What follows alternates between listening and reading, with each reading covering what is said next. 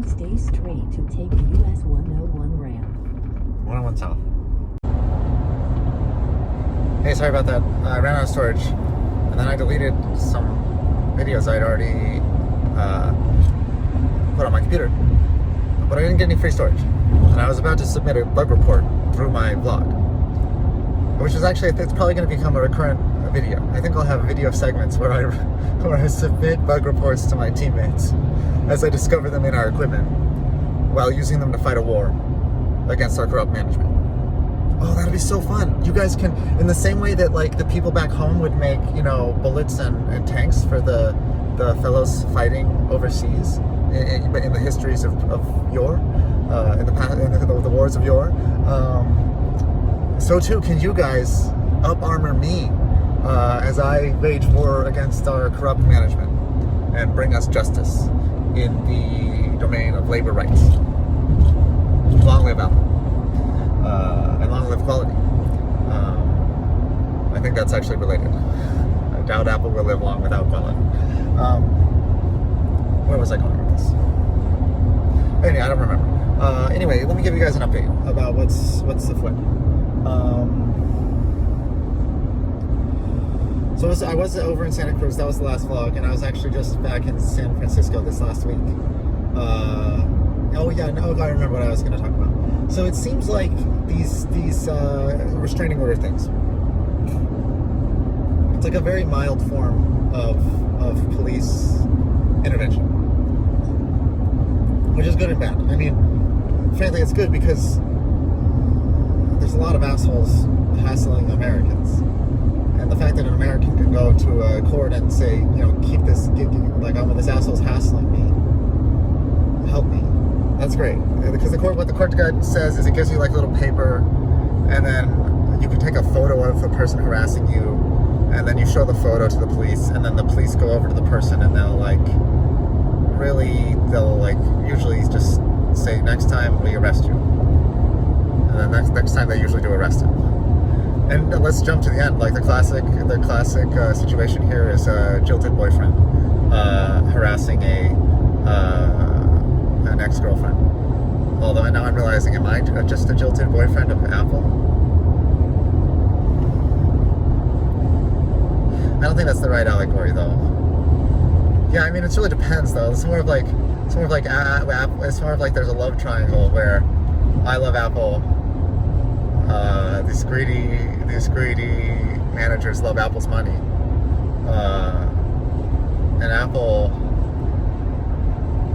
needs a greater sense of independence and more community support, so that she can make a good choice about who's best for her.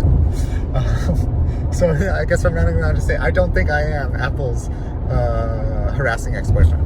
I think I am Apple's true love, and I think Apple management is what's really bad for Apple.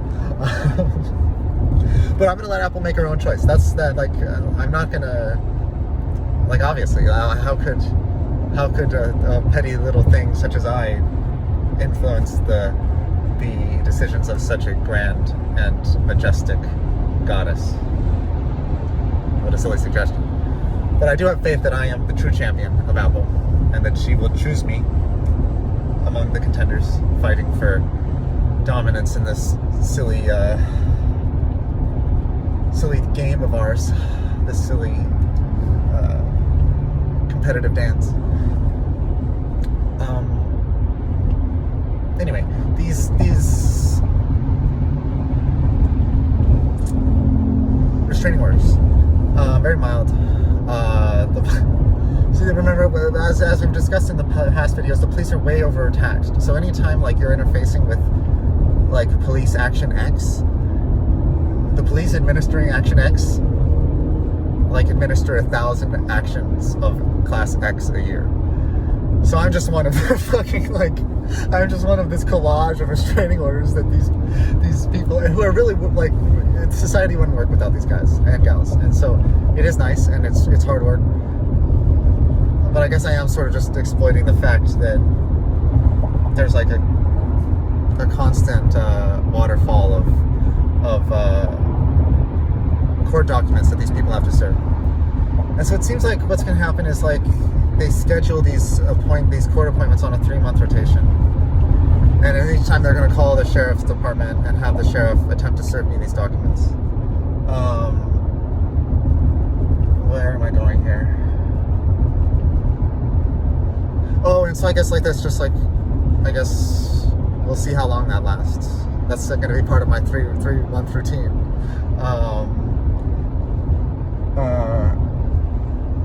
Oh yeah. So, but let me talk. It's engendered in my mind a mission. Oh, which is going to bring a new category of video.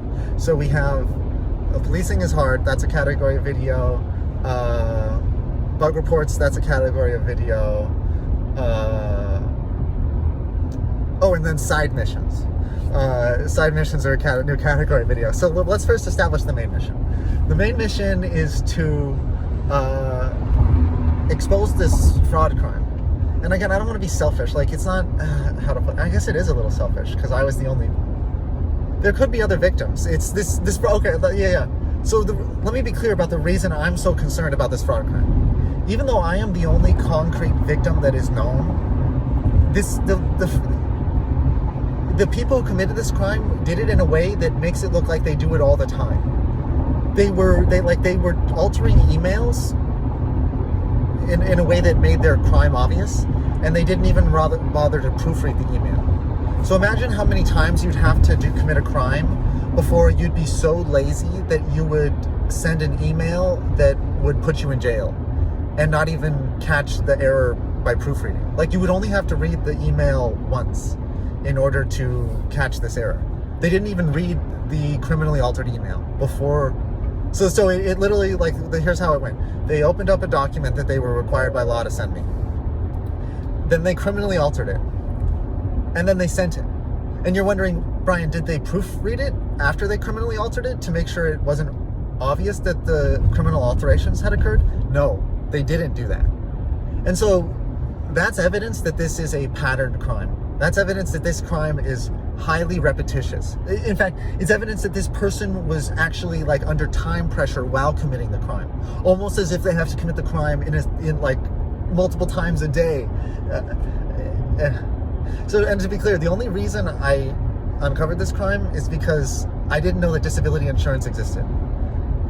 But even if I had known, like, I don't think I would have applied for it. And so it's weird because to get away with this, they would have had to, like, I would have had to have wanted disability insurance so badly that I would overlook a crime. Like, I almost think that was what they expected. I almost feel like they thought I was so desperate for money that I wouldn't report this.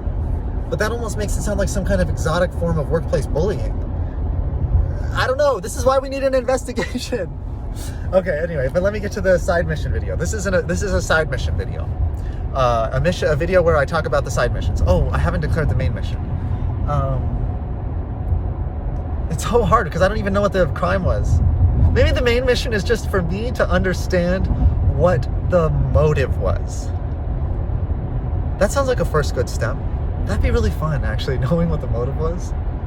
I strongly suspect they wanted to investigate me, like they suspected I was committing some kind of crime, either leaking confidential technology or working for a competitor, or what were some of the things I was thinking about?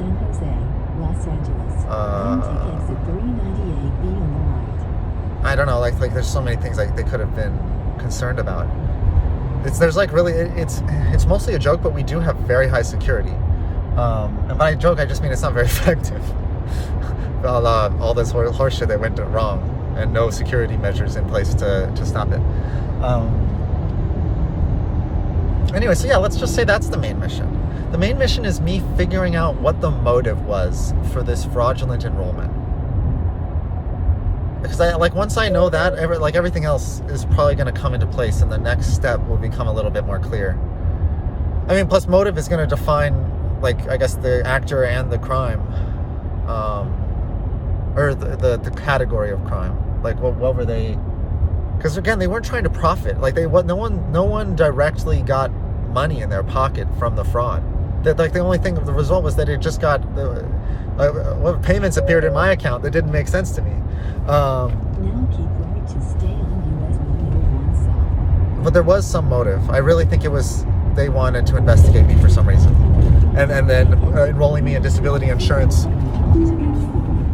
Enrolling me in disability insurance gave them Now take exit 398B on the right. like a procedural justification for the investigation.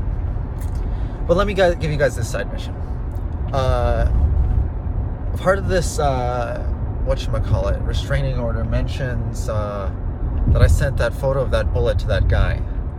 And again, I'm so annoyed at this judge because, like, you would think they would ask, well, why didn't you report this at that point in time as a imminent threat to life and then have it investigated by the police? Why am I hearing about this 6 months later? But that judge is lazy, and he didn't advocate, or she didn't advocate for my rights.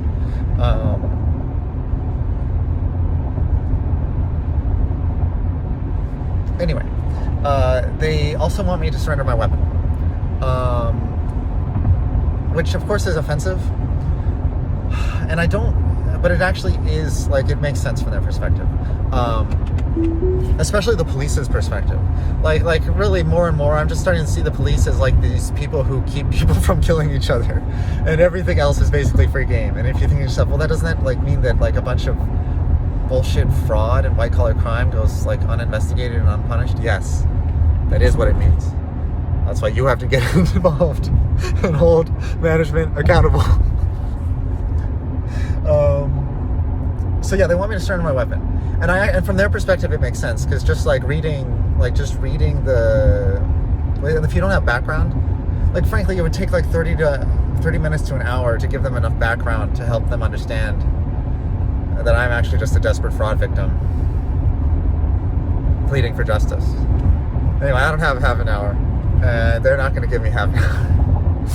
And even if they would, I don't even think that's a good use of our time. So I've established a side mission of surrendering my handgun to the sheriff's department without letting them serve me court documents, because I don't want to deal with the restraining order. But I also don't want them to, I don't want any party involved in this to feel stressed about any kind of violence. It's obvious at this point that they're not going to actually direct what's the right word? Physical violence at me. They'll just do creative stressor tactics, and that was all I was worried about. Frankly, I never thought I could defend myself with a handgun. If people come for you and they've got a plan, you're done. It did make me feel a little bit better emotionally, though, that I could just die with a gun in my hand. Anyway, while being ambushed by a kill squad, okay, not in some kind of blaze of glory bullshit. Anyway, so this side mission, getting the handgun to the sheriff without letting the sheriff serve me documents, which, if you think about it, is like a fun sort of trade-off, because I want to give something to them, which means I need to move matter from my possession into their possession.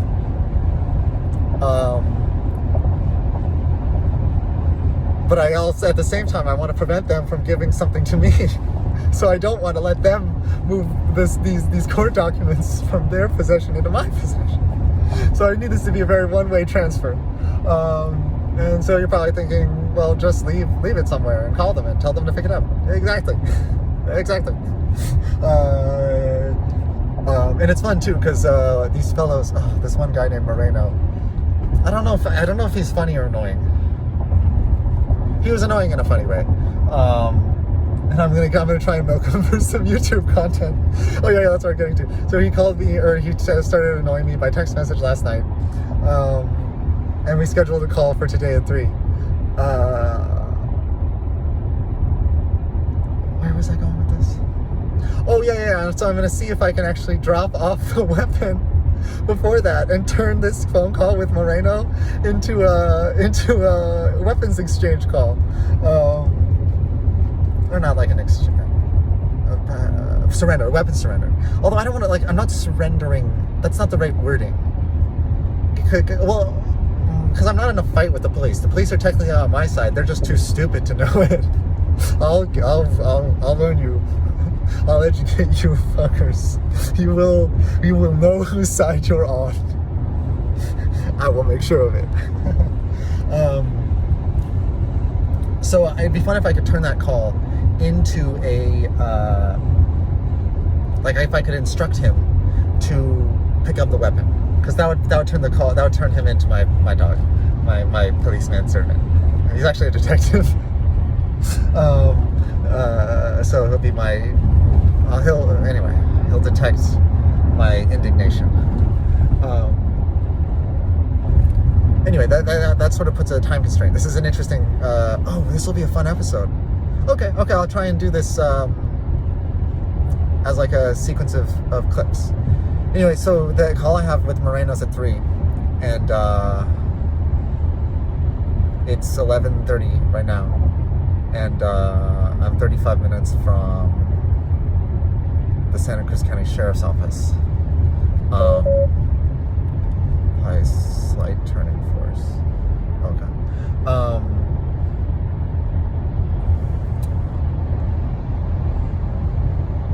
So that's like a time goal. It's like a countdown timer. If I can arrange the handoff before 3 p.m., then Moreno's my bitch. See, I shouldn't use that language. That's not socially constructive language, and it's not good police relations. I'm sorry I said that, audience. It is fun to tell a police person what to do, though, when they're being very incompetent. So yeah, Moreno, you're my detective. Well, if I can complete the mission. All right, so in front of the audience, I challenge myself to this. I will arrange a safe, one-way weapon surrender to the Santa Cruz County Sheriff, and I will avoid service of a spurious restraining order in the service of public passivity, because I value American peace. Look at it. That's what it looks like. Beautiful. Anyway, have a good time, audience. I'll let you guys know how it goes. I'm going to go to to give you guys a vague outline of the plan, I'm just going to go to the sheriff's office and, like, honestly, my plan is to chain it to a trash can and make them cut the chain. I think that'd be fun. And so I'm going to, like, review or surveil the sheriff's office, and then if there's like a obvious place for me to deposit the weapon, that, like, my thought is I'll, like, sort of half put it in a trash can and then chain it to the trash can so that it just looks like I'm throwing away trash, and then I'll phone them and then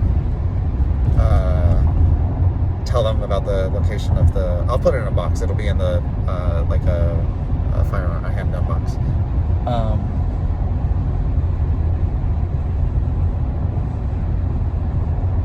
And so yeah, if that goes well, I'll just head over to my storage locker and get my weapon, then drive back over there and drop it off.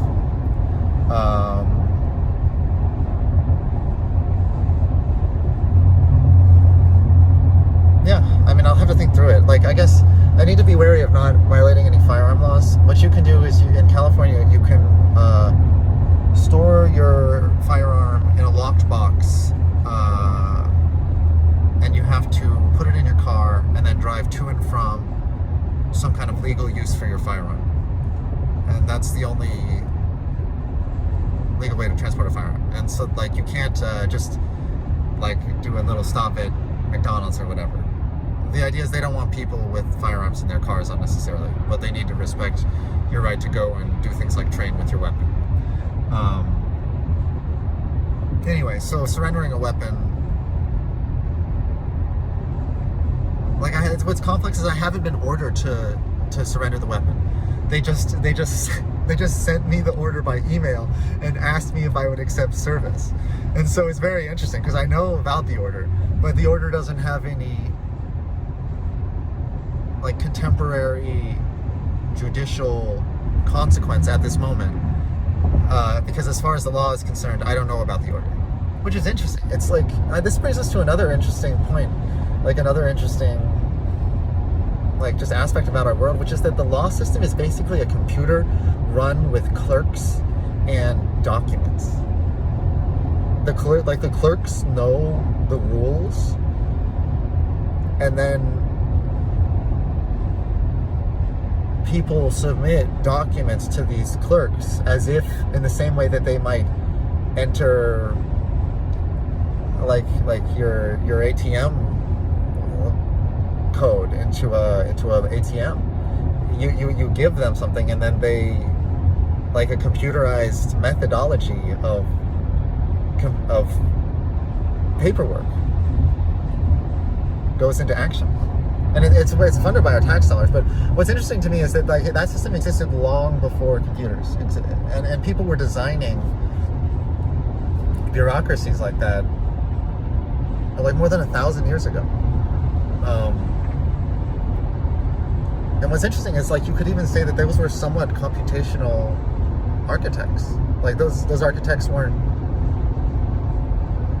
too different from contemporary programmers in some ways. Anyway, like stemming from that, if they can't serve me these documents, the rules say that those documents aren't consequential, which is sort of.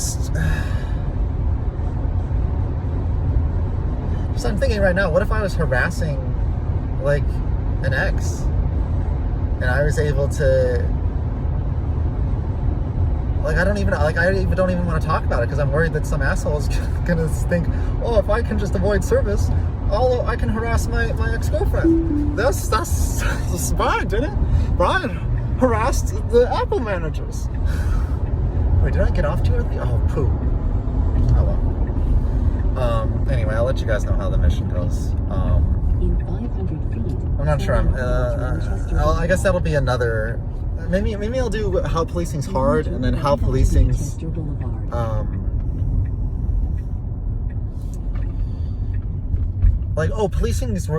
Policing reform.